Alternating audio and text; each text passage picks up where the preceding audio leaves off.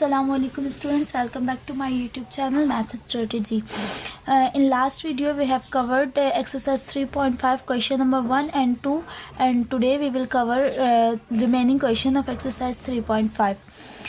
The concept is behind these question is joint variation, direct variation and inverse variation.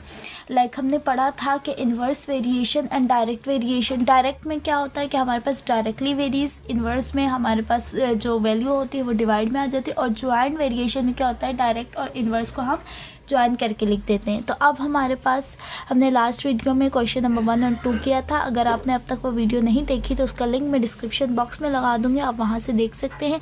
अब हम start करते हैं अपना क्वेश्चन नंबर 3. क्वेश्चन नंबर 3 में हमें क्या कह रहे हैं क्लास कि if Y varies directly as X cube. ठीक है, सबसे पहले जो हमें गिवन होता है ना हम वो लिख देते हैं. कह रहे हैं कि अगर हमारे पास y वेरीज कर रहा है directly to the x cube, ठीक है, and inversely as z square and T, यानी कि ये z स्क्वायर टी का प्रोडक्ट हो गया, तो इन्वर्सली कर रहा है. इन्वर्सली का मतलब 1/z स्क्वायर टी हो गया. ठीक है, अब हमें क्या हुआ है and y equals to 16 when x equals to 4 and z equals to 2. अब हमें कहा हुआ है कि y हमारे पास 16 होगा जब x इक्वल्स टू 4 होगा और z इक्वल्स टू 2 होगा एंड t इक्वल्स टू 3. यानी कि ये जो चार वैल्यूज़ दी हुई है, चार वेरिएबल्स की वैल्यूज़ दी हुई हैं, वो सब वैल्यूज़ क्या है हमारे पास इसमें मौजूद होनी है. तो एज यू नो कि हमें क्या करना होता है, सबसे पहले इसको जॉइंट वेरिएशन में लिखना है और वहाँ से हमने k की वैल्यू को फाइंड करना है and then we have to find the value of y. तो सबसे पहले हम अपने क्वेश्चन को यहाँ तक रखते हैं और इसको सॉल्व करते हैं. अब सबसे पहले इसको हम क्या करेंगे इन जॉइंट में लिखेंगे, यानी इन जॉइंट वेरिएशन में लिखेंगे. तो जॉइंट वेरिएशन में लिखने के लिए x cube upon Z square T हो जाएगा क्लास, क्योंकि अब देखिए अगर इसको ये करेंगे तो मल्टीप्लिकेशन में आएगा ना, तो एक्स क्यूब 1 से एक्स क्यूब हो जाएगा. अब हम क्या करेंगे, अब यहाँ पे इक्वालिटी ये वेरीज का साइन हटाएंगे तो इक्वालिटी आएगी और एक कांस्टेंट नंबर आ जाएगा जेड स्क्वायर टी. अब यहाँ पर क्या करेंगे, इसको हम नाम देते हैं इक्वेशन 1 का, और हमें जो वाई एक्स जेड और टी की वैल्यू दी हुई थी, हम वो तमाम वैल्यूज जब यहाँ पुट करेंगे तो हमें के की वैल्यू मिल जाएगी. तो हमारे पास क्या है, put x equals to 4, z equals to 2, y equals to 16 and t equals to 3. तो हम ये तमाम वैल्यूज़ इसमें पुट करेंगे तो हमें क्या मिलेगा, y इक्वल्स टू y की जगह पे क्या आ जाएगा 16 equals to k as it is x cube की जगह 4 का cube divided by z square यानी 2 का स्क्वायर एंड 2t आपके पास 3 आ जाएगा. 16 एज इट इज़ k, 4 का क्यूब क्या हो जाएगा, 4 4 ज़ा 16, 16 4 ज़ा 64 होता है. 64 अपॉन 2 का स्क्वायर क्या हो जाएगा 4 इंटू 3. ठीक है, अब हम क्या करेंगे 16 इक्वल्स टू के. अब ये 64 देखिए यहाँ मल्टीप्लाई हो रहा है ना, वहाँ जाके क्या हो जाएगा सिंपली डिवाइड हो जाएगा. और 4 1 ज़ा 4 3 ज़ा 12, तो ये क्या हो रहा है डिवाइड हो रहा है, वहाँ जाके क्या हो जाएगा मल्टीप्लाई हो जाएगा. ठीक है, 12 इससे 16 से देखिए ये क्लास कुछ इस तरह बन रहा था ना, 16 इक्वल्स टू के 64 डिवाइडेड बाय 4 3 ज़ा 12. ठीक है, तो अब ये 12 यहाँ डिवाइड हो रहा था, वहाँ जाके मल्टीप्लाई करवा दिया हमने. 64 यहाँ क्या हो रहा था मल्टीप्लाई हो रहा था, वहाँ जाके डिवाइड हो गया. तो अब हम क्या कर सकते हैं, इसको यूँ भी कर सकते हैं, कैंसिलेशन भी हो सकता है, ये डायरेक्ट 12 को 16 से मल्टीप्लाई करें और फिर डिवाइड कर दें 64 से. तो क्लास हमने जब 12 को 16 से मल्टीप्लाई कराया 192 आया. अब 64 के टेबल में 3 पर आता है 192, तो हमारे पास k की वैल्यू क्या आ गई, k इक्वल्स टू 3 आ गया. ठीक है, k की वैल्यू क्या आ गई 3 आ गया. अब इस k की वैल्यू को हम इस इक्वेशन 1 में पुट कर देंगे तो यहाँ k की वैल्यू आ जाएगी हमारे पास. अब देखें put k equals to 3 in equation 1. ठीक है, इक्वेशन 1 में जब हम पुट करेंगे तो y equals to 3x cube z square T. अब हमें ये मिल गई. अब देखें अब हमने क्या करना है, अब हमने y की वैल्यू फाइंड करनी है. तो अब हमने y की वैल्यू फाइंड करने के लिए अब जो ये x z और t की वैल्यू दी हुई ना 2 3 एंड 4, अब हमने इसमें ये पुट करनी है. तो अब यहाँ पे हम डायरेक्टली क्या करते हैं, पुट कर देते हैं बाकी रिमेनिंग वैल्यूज़. तो x की वैल्यू हमारे पास क्या है 2 का cube divided bye Z square 3 का स्क्वायर इंटू टी क्या है 4 है. ठीक है, तो अब देखें अगर इसको मैं सिंप्लीफिकेशन करूँ तो 3, ठीक है, टू का क्यूब क्या हो जाएगा 8, 2 2 ज़ा 4, 4 2 ज़ा 8 डिवाइडेड बाई 3 का स्क्वायर 9 इंटू 4 हो जाएगा। ठीक है, अब ये 3 8 से मल्टीप्लाई हो सकता है, तो हम क्या कर देते हैं, पहले 3 को 8 से मल्टीप्लाई कर देते हैं। तो 3 8 ज़ा 24, 3 8 ज़ा 24 डिवाइडेड बाई 9 4 ज़ा 9 4 ज़ा क्या हो जाएगा 36 हो जाएगा।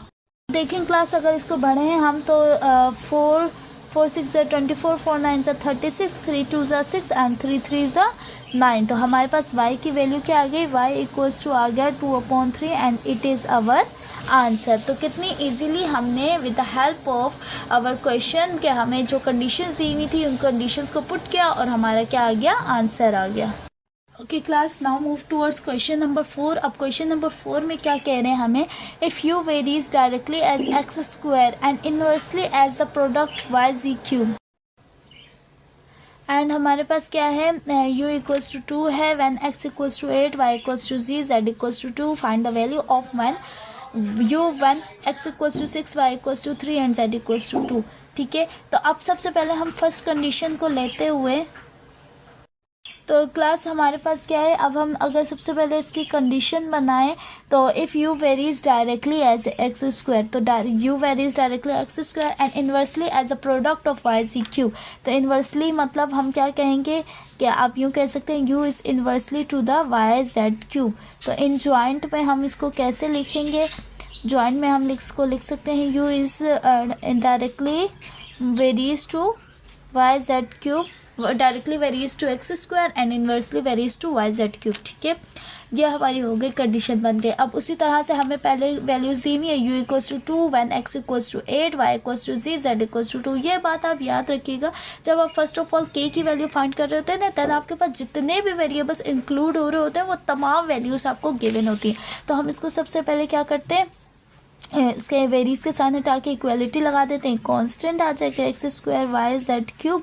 ठीक है, ये बन गया इक्वेशन 1 आपके पास। ठीक है, अब आपने क्या करना है, आपको जो वैल्यूज़ दी हुई है पुट क्या दिया हुआ है आपको, u equals to 2, x equals to 8, y equals to z and z equals to 2।